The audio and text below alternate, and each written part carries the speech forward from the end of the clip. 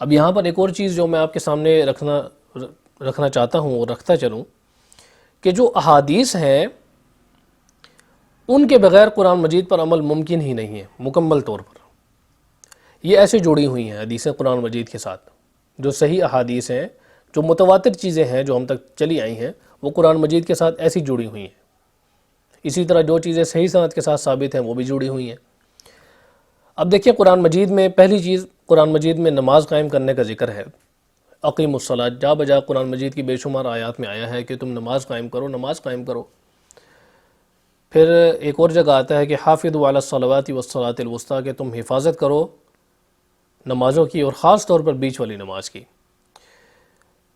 تو اب دیکھیں یہاں پر نمازوں کا ذکر ہے. بیچ والی نماز کون سی ہے، نمازیں کتنی ہیں، نمازوں کی تعداد کیا ہے، نماز پڑھنی کس طرح ہے، فجر کی نماز ہے اس کی کتنی رکھتے ہیں، ظہر کی اگر نماز آتی ہے اس کی کتنی رکھتے ہیں، عصر کی کتنی رکھتے ہیں، مغرب کی کتنی رکعتیں ہیں، عشاء کی کتنی رکعتیں ہیں. پھر سنتیں بھی کیا ان کے ساتھ ہیں، کیا ان کے ساتھ کوئی نوافل بھی ہیں یا خالی جو ہے نا وہ فرض ہیں، اور فرض کی حیثیت کیا ہے.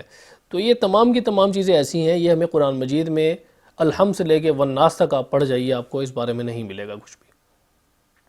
اسی طرح نمازوں کے اوقات کیا ہیں، کیا 5 ہی 5 نمازیں اکٹھے انسان پڑھ لے تو کافی ہو جائیں گی، یا نمازوں کے کچھ اوقات بھی ہیں.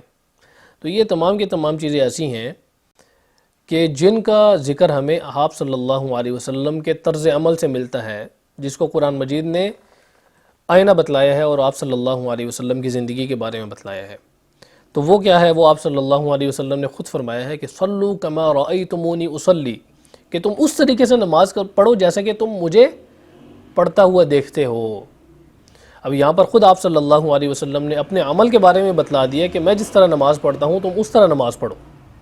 اس کا مطلب کیا ہے؟ اس کا مطلب یہ ہے کہ آپ صلی اللہ علیہ وسلم اپنے افعال کے بارے میں بھی بتلا رہے ہیں کہ جو کچھ کام میں کرتا ہوں تم بھی اسی طرح کیا کرو. تو اس کا مطلب کیا ہے کہ لوگوں کے لیے آپ صلی اللہ علیہ وسلم کے جو اقوال افعال ہیں، جو ایکشنز ہیں آپ صلی اللہ علیہ وسلم کے، وہ حجت ہیں بذات خود. لوگ انہی کے مطابق عمل کریں گے.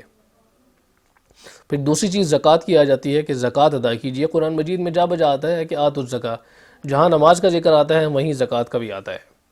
پھر زکوٰۃ کتنی ادا کرنی ہے، کب کب ادا کرنی ہے، کن کن اشیاء میں زکوٰۃ ہے، کس طریقے سے ادا کرنی ہے، کس کو دینی ہے.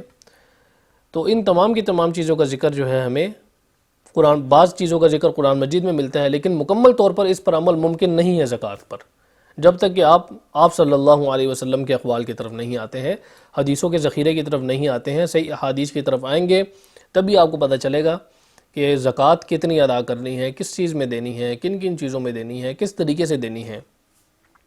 پھر تیسری چیز حج آ جاتی ہے. قرآن مجید میں آتا ہے کہ وَلِلَّهِ عَلَى النَّاسِ حِجُّ الْبَيْتِ، کہ اللہ ہی کے لیے ہے لوگوں پر بیت اللہ کا حج کرنا، من استطاع الیہ سبیلا، کہ جس کی استطاعت ہو راستے کے اعتبار سے اس کی طرف، بیت اللہ کی طرف.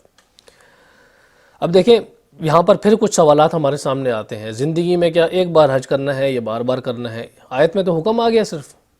اب حج کب کب کرنا ہے، بار بار کرنا ہے یا ایک بار کرنا ہے، اور حج کے احکامات کیا ہیں، حج کے فرائض کیا ہیں، حج کا طریقہ کیا ہے، ان تمام کی تمام چیزوں کا ذکر ہمیں آپ صلی اللہ علیہ وسلم کی زندگی میں ملتا ہے. ٹھیک ہے، تو یہ چیزیں ہیں کہ اگر اب آپ احادیث کو بنیاد نہیں بناتے، آپ صلی اللہ علیہ وسلم کے عمل کو نمونہ نہیں بناتے، تو پھر آپ ان چیزوں کا تو سبق حاصل نہیں کر سکتے. کس طرح آپ کو پتہ چلے گا؟ پھر چوتھی چیز ہے کہ یحل لہم الطیبات ویحرم علیہم الخبائث. قرآن مجید میں آتا ہے کہ رسول تمہارے لیے ان کے لیے حلال کرتا ہے طیبات کو، پاکیزہ چیزوں کو، ویحرم علیہم الخبائث، اور ان پر جو گندی چیزیں ہیں، خبائث چیزیں ہیں، ان کو حرام کرتا ہے. تو اب اس سے مراد کیا ہے؟ اس کی مراد یہ ہے کہ یہاں پر ایک اصول بتلا دیا گیا کہ جو طیب چیزیں ہیں وہ حلال ہیں، اور غیر طیب جو چیزیں ہیں وہ حرام ہیں، وہ جائز نہیں ہیں. اور غیر طیب جو حرام چیزیں ہیں اس کی مزید وضاحت آپ صلی اللہ علیہ وسلم پر چھوڑ دی ہے.